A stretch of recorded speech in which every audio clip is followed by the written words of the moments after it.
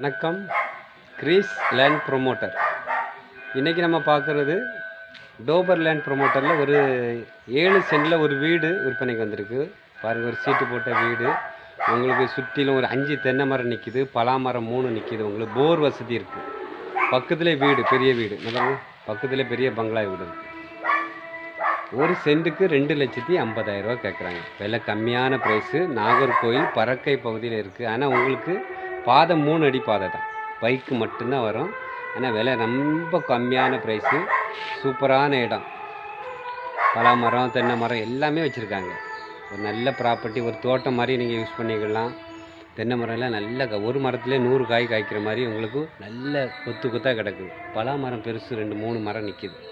சுற்றிலும் அந்த அழகான செடிகள் எல்லாம் வச்சுருக்காங்க. பாருங்கள், பூச்செடியெல்லாம் வச்சு விட்ருக்காங்க. சரிங்களா? எல்லாமே வச்சுருக்காங்க. வீடியோ பாருங்கள்.